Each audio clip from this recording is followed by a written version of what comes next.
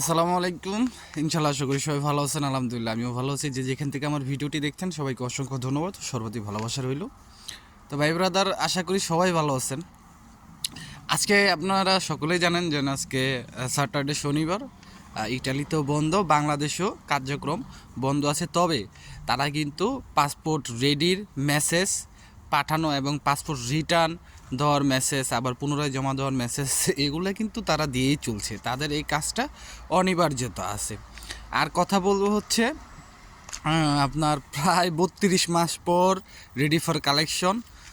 আর কথা বলবো হচ্ছে, আপনারা জানেন যে ভিএফএস গ্লোবাল থেকে একটা নতুন আপডেট দেওয়া হয়েছে ভিসা ফি সম্পর্কে।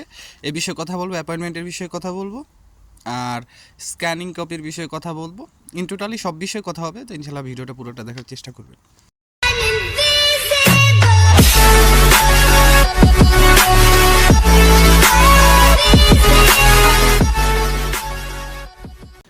তো সব কিছুর জন্য আলহামদুলিল্লাহ। প্রথমে আমি যে বিষয়টা কথা বলতে চাই যে আপনাদের প্রায় 32 মাস পর রেডি ফর কালেকশন, তারপরে অনিশ্চিত বিষয় হবে কিনা। পাসপোর্টও ফেরত দেওয়া হয় নাই। যখন তিনি 2022 সালে জমা দিয়েছিল, 2022 সালে উনি জমা দিয়ে আসছিল, সেই জমাই এতদিন পর্যন্ত তিনি ওয়েট করছে, উইথড্র করে নাই। আজকে তিনি রেডি ফর কালেকশন পেয়েছেন, আপনারা স্ক্রিনে দেখছেন। তো এই বিষয়ে আমি একটু আপনাদের বলতে চাই যে দেখেন, আসলে তকদিরে যা আছে তাই হবে, ঠিক আছে। আর এই যে এখন আমি এই বিষয়টা আরেকটা কারণে বলতে চাই, আজকে 32 মাস পর রেডি ফর কালেকশন পাইছে। এই লোকটা যদি ভিসা না পায়,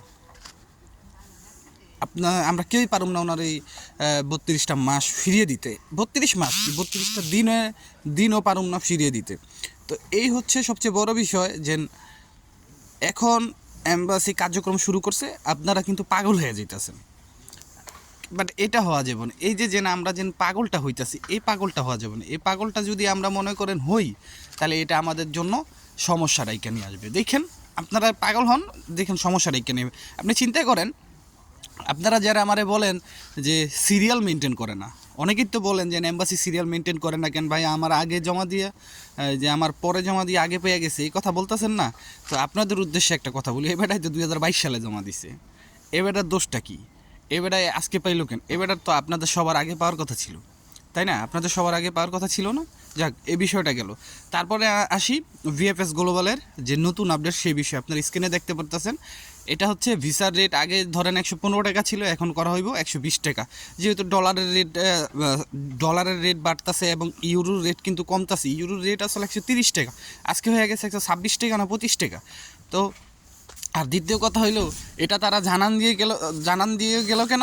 আমি বলি ডলারের রেট কিন্তু আগেও মনে করেন যে ওঠানামা করছে। এটা তারা জানান দিল একটা কারণে, সামনে জানুয়ারি থেকে যদি মনে করেন যে ভিএফএস খুলে দেয়, ভিএফএস যদি খুলে দেয়, আপনার যদি অ্যাপয়েন্টমেন্টের সিস্টেমটা তারা চালু করে দেয়, মানে নর্মালি হোক বা ইমেলের মাধ্যমে হোক, যেভাবে হোক অ্যাপয়েন্টমেন্ট সিস্টেমটা চালু করে দেয়, তারা এই ভিসার ফিটা বাড়াই নিব। এই জন্যই যে এখন কিন্তু ভিএফএস গ্লোবালের কর্মীরা কিন্তু সপ্তাহে একদিনও ছুটি কাটাতে পারছে না।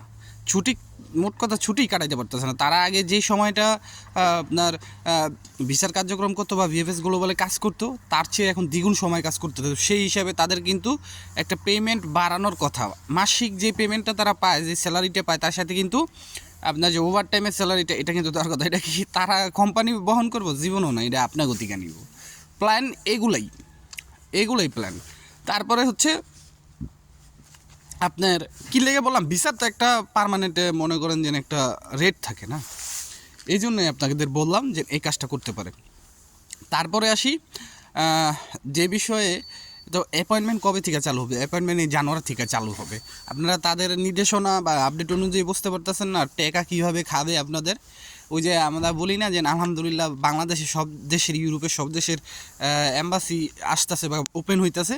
এটার অঙ্গ বাঙালির জন্য মনে করেন যে কতটা মানে দুর্ভিক্ষ পাইব, এইটা আপনারা দেখতে পারবেন। আপনারা যদি একটু লাস্ট গত 2022, 23, 24-এর 2022, 21, 23-এর আপডেট দেখেন, যে আমাদের মতো গরিব কান্ট্রিগুলোতে থেকে বাংলাদেশ, আফ্রিকা আরও হাবিজাবি যেই দেশগুলো আছে, সেই দেশগুলো থেকে কত লোক ইউরোপে যাওয়ার জন্য অ্যাপ্লাই করছে।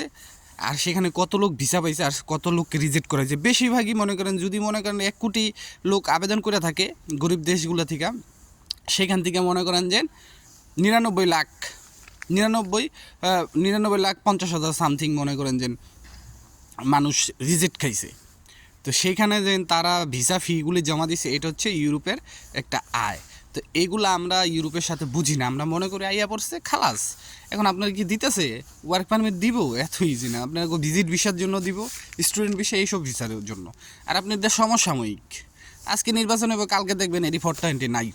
তারপরে তো এটাই আমি বললাম যে অ্যাপয়েন্টমেন্ট এই মাসের থেকে চালু হবে। তারপর স্ক্যানিং কপির যে কথাটা বললাম, দেখেন এখন আপনারা যারা ইমেলের মাধ্যমে জমা দিয়েছেন বা স্ক্যানিং কপি জমা দিয়েছেন বা রিয়েলভাবে যে পাসপোর্ট জমা দিয়েছেন, আপনাদের কেউরই ভিসার গ্যারান্টি নেই।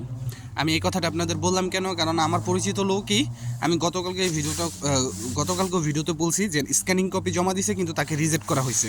আর আরেকটা কথা আমি বইলা দিই আপনাদের অনেকেরই পাসপোর্ট কিন্তু রিটার্ন আইছে অনেক আগে, আপনারা কিন্তু পাসপোর্ট আনতে যান নাই। কী জন্য আনতে জানে? আপনাদের যে মধ্যস্থতাকারী তিনি বলছে পাসপোর্ট ফালা রাখো, তোমার হেন্দা সব কাজ আমরা কইরা তারপরে পাসপোর্ট আনতে যাইবা। ঠিক আছে, তাহলে আমি পূর্বেও আপনাদের একটা কথা বলছি, এখনও বলি যে টানা 90 দিন, এটা এম্বাসির একটা রুলস আছে, দরকার হলে ভিএফএস গ্লোবালে আপনারা যে গিয়ে যোগাযোগটা করবেন। যদি আপনারা 90 দিনের ভিতর কোনো রেসপন্স না করেন, ভিএফএস বা ইতালি এম্বাসি কিন্তু আপনার যে আবেদনটি সেটা কিন্তু বাতিল করার মতো অ্যাবিলিটি তাদের কাছে আছে। তো সেক্ষেত্রে কিন্তু তাদের কোনো আপনার কাছে জবাবদিহিতা বা কৈফত দিতে হবে না। আশা করি বুঝতে পারছেন। সর্বশেষ একটা কথা বলি যে এখনও সময় আছে, মালিকের সব কিছু ঠিক আছে কি না আপনারা দেখেন। যদি মালিকের সব কিছু ঠিক থাকে, এম্বাসি বা পেরপুত্তরা থেকে দেখে, পেরপুত্তরা আগামী সোমবার অথবা মঙ্গলবার থেকে খুলবে। আশা করি বুঝতে পারছেন। আপনার মালিকের সাথে যোগাযোগ করেন, ঠিক আছে? তাইলেই মনে করেন যে এটা আপনাদের লেগে ভালো হইব।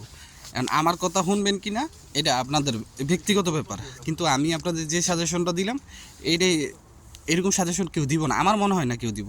তো আজকের মধ্যে এখানে সবাই ভালো থাকবেন, সুস্থ থাকবেন, সবার জন্য দোয়া রইল, সবাই আমার জন্য দোয়া করবেন।